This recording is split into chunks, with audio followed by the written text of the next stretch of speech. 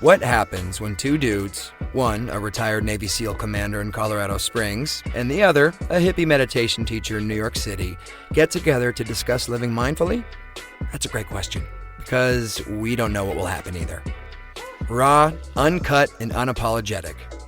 Welcome to Men Talking Mindfulness with co-hosts John McCaskill and Will Schneider. Each week, we take an authentic dive into how mindfulness continually impacts our lives, deepens our relationships, and allows us to be emotionally alive.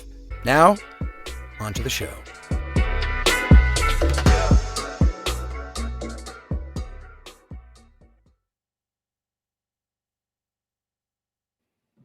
Hello, more Men Talking Mindfulness coming at you. We have a new series that we finally come up with a name for, Masculinity 2.0. It's going to be kind of a sub-series that we're going to continually plug in a couple times a month or once a month to really talk about specific aspects of masculinity and what's it like also to be a masculine man. We're joined by our friend of the show. He's been on our... He did the episode with Religion and Mindfulness, Dr. Clark Chilson from the University of Pittsburgh, who's going to help kind of move the show along. He's going to be interviewing John and I and helping to, put his own input as well. And we're going to talk today about dealing with being offended as men. So thanks for everyone for being here, John, Clark, everyone that's listening out there. And let's just dive right in. We don't have a lot of time today, so let's begin. All right. Well, thanks, Will, for that introduction. Mm-hmm. And I thought what I'd do is I just ask you guys some questions, get your feedback on what you do to deal with being offended. And how that relates to mindfulness and being a better man. I to give you a moment to think, I'll tell you a time that I was offended. Mm-hmm. And I didn't react, but in retrospect, I think, wow, that was stupid. So I was in the car with my children, who were at the time 8 and 13, and I'm at a stoplight, and there's a car in front of me at the stoplight, right? And it's a short light, and I'm in a hurry, and the light turns green, and the car doesn't move. So I'm assuming that the guy or the person is just on their cell phone. They just haven't paid attention. So I start beeping my horn. So they start moving through this green light. What I did not know is that a guy was crossing the road and the person in front of me wanted to turn right. And so they were waiting for this pedestrian to cross. And the guy, once he came into my view, he looks at me and starts insulting me with can I swear on this show? Oh, yeah, absolutely. Okay. So he looks at me and he says, asshole. And he just starts screaming at me, asshole. And my kids are in the car. I'm like, I don't speak like that in front of my kids. You shouldn't be using that language in front of my children. and I almost turned the car around, despite the fact that I was in a hurry, to confront the guy. And then I thought 3 minutes later, I'm thinking, why? The guy had a point, I might not have been aware that he was crossing, but from his perspective, I was being a jerk. I was telling this car to basically do something. Run him over. That would put him in danger. Yeah. And why? So here was the question that I think relates to being, a man and being mindful, which is, why did it bother me so much for a stranger to call me a name? Why did that bother me? And the most logical conclusion that I came up with is because I'm self-centered. I'm self-centered, and if I would have taken luckily I didn't react, but just a couple of minutes away from the heat of that situation. And it's no longer a big deal. And now I can see the situation totally different. So just being able to produce that little bit of time between the inciting offense and the response can make a huge difference. And it has made a huge difference when I look back at my own life and I've been able to do that. So yeah, one of the things that Will and I, we both teach for an organization, My Steady Mind. And within the My Steady Mind curriculum, we talk about the STEA process, STEA. So the stimulus drives a thought, the thought drives an emotion, emotion drives an action. And what mindfulness allows us to do is basically inject a pause in between the stimulus and the thought. And if you had taken a second to just pause and maybe take a breath, you would have realized the stimulus was someone insulting you, or maybe even threatening your ego, threatening your manhood, quote unquote. And that, because you didn't pause, drove a thought, which drove an emotion of anger, frustration, maybe even embarrassment, which then drove that action, or potentially drove that action. But then you did eventually inject that pause, and you're like, oh, you know what? I was being a jerk. And it kind of changed, reframed the scenario in your head and reframed your response, turned it into a response rather than a reaction. I think a lot of the time we as men do take offense because we feel another emotion that turns into offense, which turns into anger. I think that first emotion is embarrassment, or maybe fear or shame. And that makes us feel less than. And the anger is our way of proving that we are not less than. It's a defense mechanism. But when we do in fact get angry, we're actually hurting ourselves more than we realize. And we're really doing ourselves and those around us, like your children in that situation. They see you getting upset. They see that as the example of what a man should do when he gets offended. We're doing ourselves a disservice. We're doing those around us a disservice, and we're doing the potential receiver of our anger a disservice.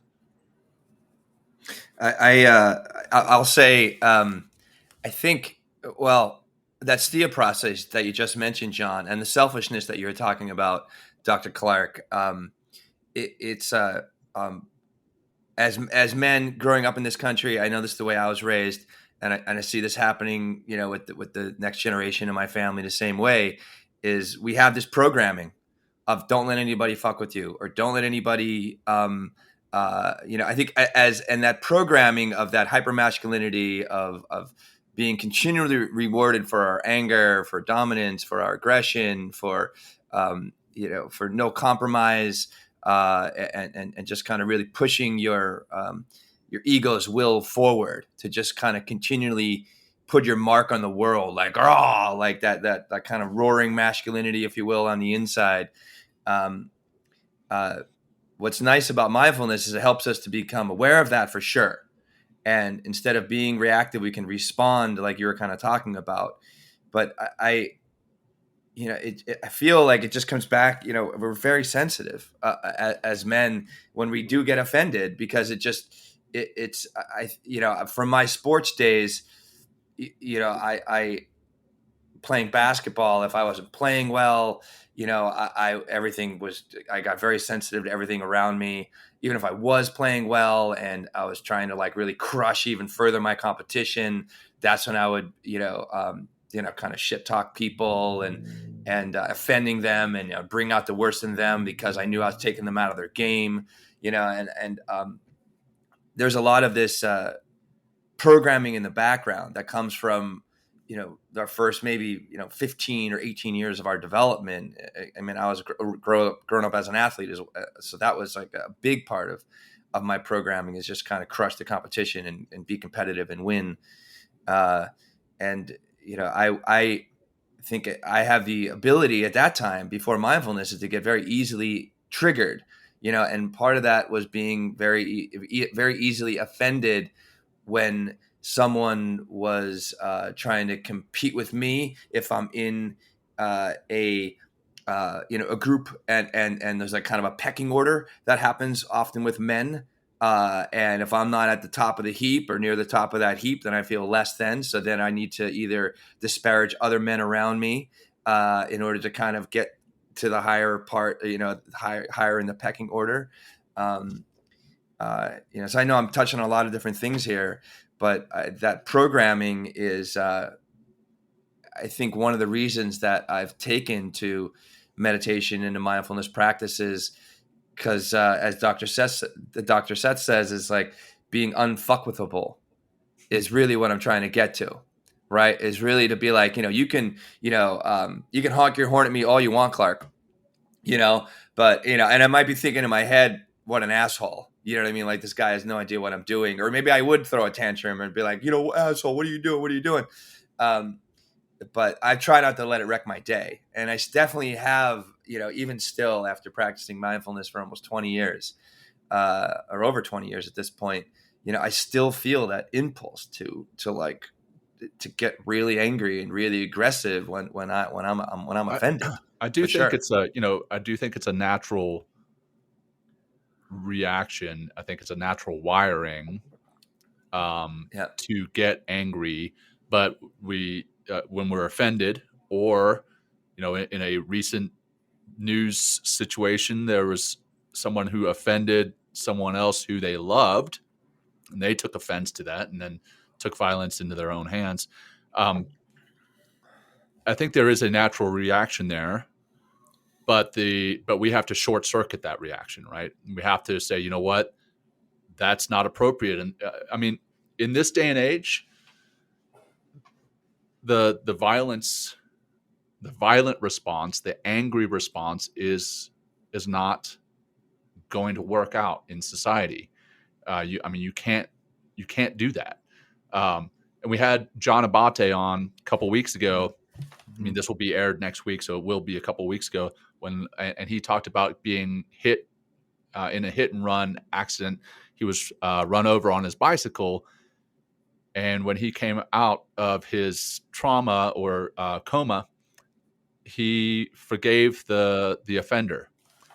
And I think that's a big piece in this is we have to take a step back, take that pause, and forgive the offender. And I will say most of the time. I'm not condoning violence by saying that, but there's times when maybe forgiveness may not work right away. And taking a pause and taking some other action that's more appropriate in this day and age is what we've got to learn to do, and mindfulness helps us to do that. So, I mean, anger is glorified in America today. It's glorified in the sense that it's seen as powerful.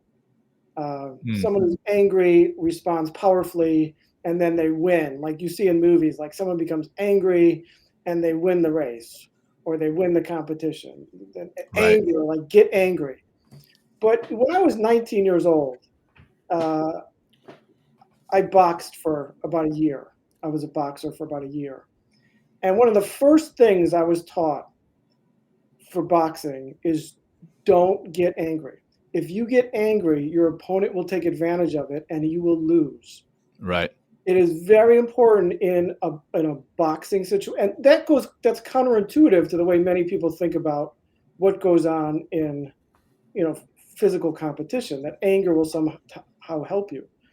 But, that was the first thing you had to learn how to do is don't get angry when you're in a fight, in a boxing match, I should say, because if you do, you're going to put yourself in a weaker position. And it's, as Will said, it's part of the strategy. Your opponent wants to make you angry. Right. Right. It could be one strategy, and it works. It works. I mean, so my first point is this: anger can make you weaker, not stronger. That's counterintuitive to many of the messages we hear, but it's the truth in many situations. Anger feels powerful, but it actually makes you weaker in many situations. That's point number one. Yeah. And it makes you dumber. It's the easy. It's the easy button. It's the easy button. Like if you are offended and you immediately go to anger, that's easy. Doing something harder,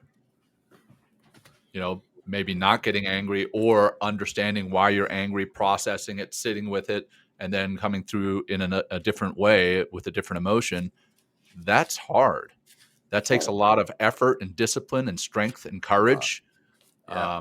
So I think that's what we need to start celebrating, is seeing when someone could get angry and they don't, and we celebrate that as the response. I mean, I remember, Clark, as you're talking about, when I was young, I moved to the States from South Africa, so I had this very strong South African accent, and I was plugged directly into school here in the States, and I was mocked for having an accent. What did I do? I beat the crap out of other kids that offended me, and I became known as a good fighter, and it built up my ego. But that was the easy button, right? I mean, granted, I was young and my emotional intelligence was next to zero, but that was the easy button. If I had sat with it and processed it, that would have been way more difficult and taken way more effort and discipline to have done. Yeah. Well, the other thing is with discipline, it requires practice. Our capacity not to get angry is not something we can just decide to do if our natural habitual response is to hit the anger button. And so this is where mindfulness comes in. This is where cultivating the mind comes in. In Buddhism, anger is a poison. The idea of righteous anger is just not there. Anger is a poison, and it's a poison because it fosters delusion. Yeah. So not to react in anger means that for many of us, that means we have to practice doing something that when a situation that would have gotten us angry in the past will not get us angry today or in the future. And this is where the discipline of mindfulness comes in. Mindfulness is not just an idea that's nice. Mindfulness is a practice and a discipline. And by practicing the discipline of mindfulness, that will allow you to respond to a situation more effectively. And that's a key word, effectively. Because when we respond in anger, we often respond in a way that feels good at the moment, but is ineffective in the long run because it just doesn't jive with what we want to achieve. Right. And I think when you typically, and what I teach as well, it's like when you respond emotionally, whatever that is, typically you're going to regret the actions or the words that you said, or both. That's been my experience. And mindfulness helps. I mean, one thing that I've been exercising for years now is if I am really emotional in a situation, and it could be like an email that's kind of firing me up for some reason, or a text that comes through. And I think we should talk about like online offensiveness as well. And and we're kind of talking about now is I don't respond right away until I can get to a neutral emotional place. Then I'll respond, and it could be a couple days, or maybe I won't even respond at all if it's not even worth a response. I mean, that's another thing to think about. It's like, when typically in those situations, man to man, anybody, but man to man in this case, like one man's coming another man, and they're kind of handing you in a situation, if they're trying to offend you or trying to work you up, it's because they're not dealing with something on their own, right? And then they're taking that emotion and trying to bring it to you and hand you like their big bag of bullshit, and it's up to you, me in this case, if someone's coming at me in that way, whether I want to take that on or not, or kind of buy their big bag of bullshit, right? And then all of a sudden, then we get into conflict, or just kind of leaving it and be like, look, I'm not interested in picking up what you're putting down. Like, that's just not.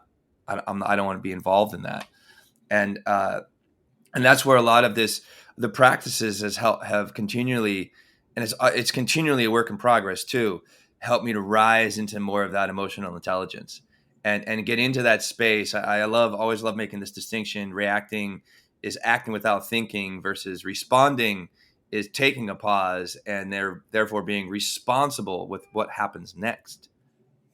because you've taken time to think about it. And it might not have to be again in that moment. It could be, hours later, days later, or until you respond non-emotionally. I want to talk about, the fact that we're talking about anger, and our audience, I'm sure everyone has experienced anger. I want to also just touch on the fact that we experience anger. That doesn't make us a bad person. Experiencing the anger doesn't make us a bad person.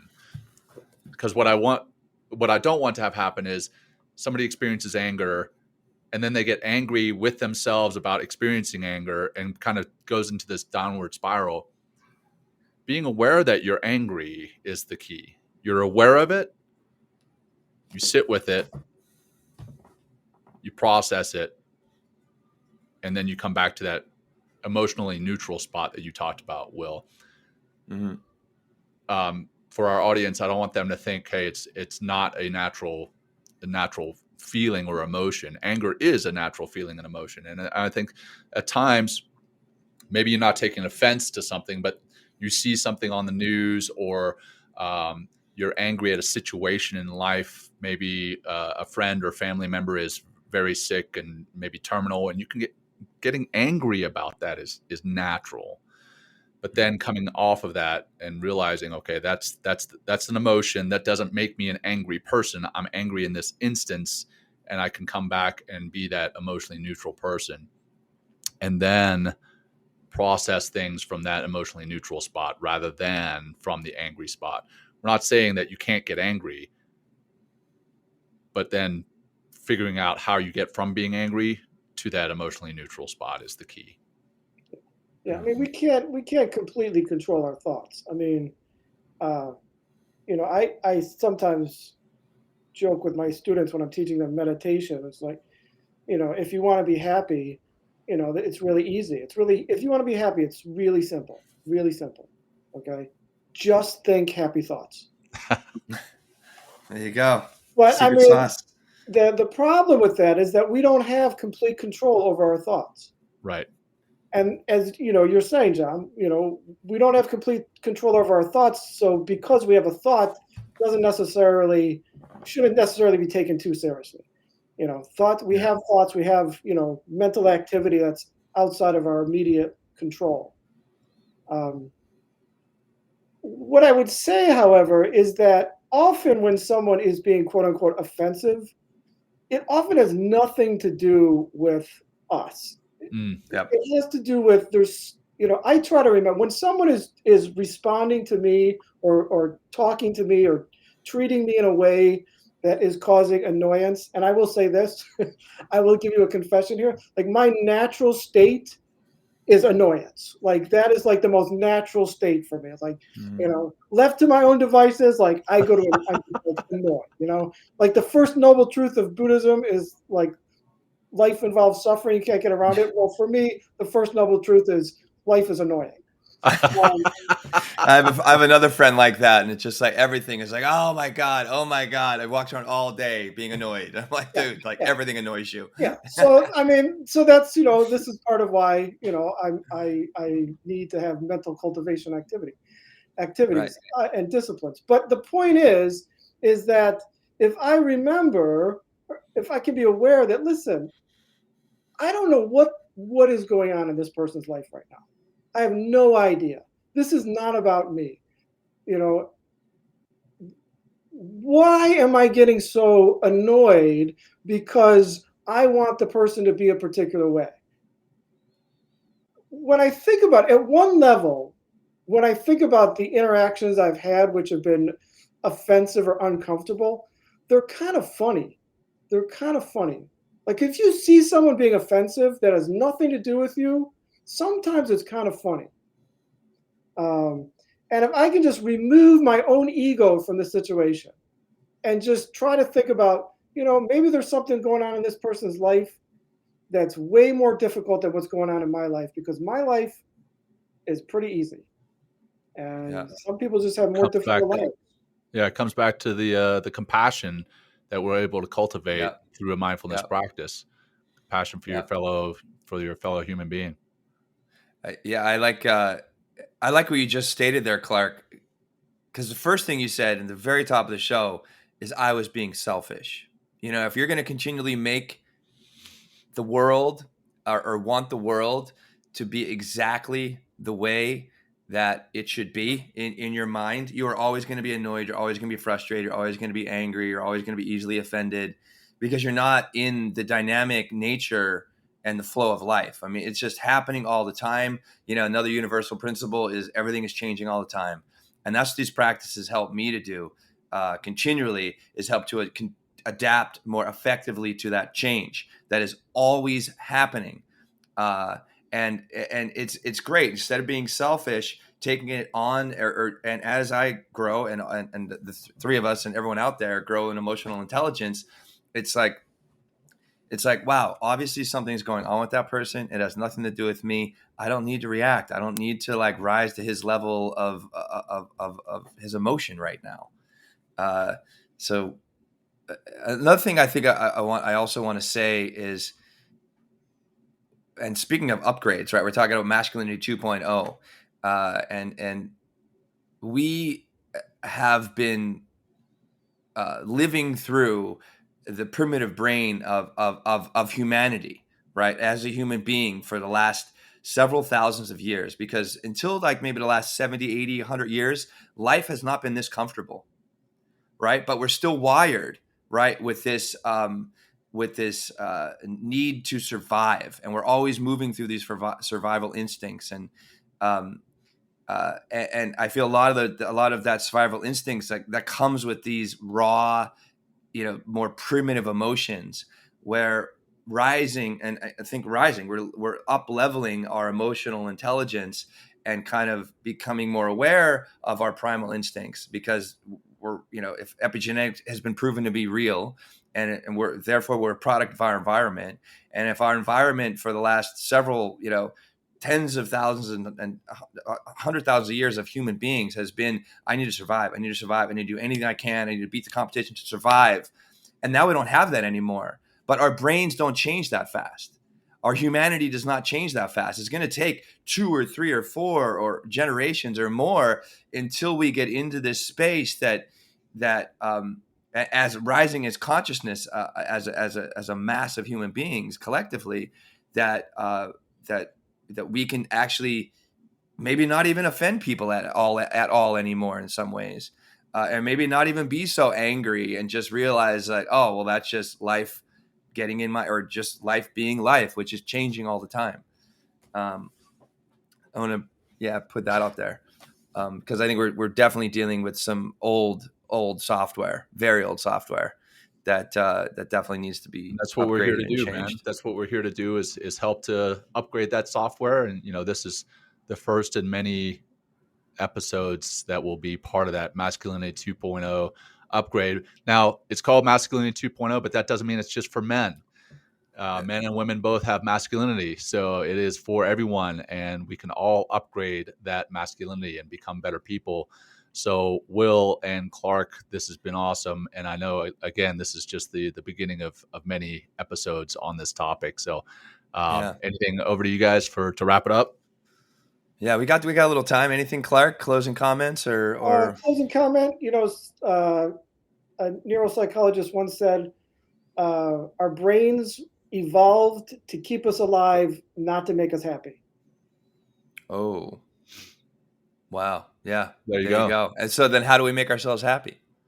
Practice, I guess. Upgrade. Right? Is it upgrade? Right? Upgrade with practicing. Right? We upgrade our software of masculinity. A great way to start meditating, starting to get to know your breath, right? Treat your body well, because how much are we learning on the show, John, about how incredibly it's not just the mind. It's like, if my body isn't healthy, I'm going to be a shithead.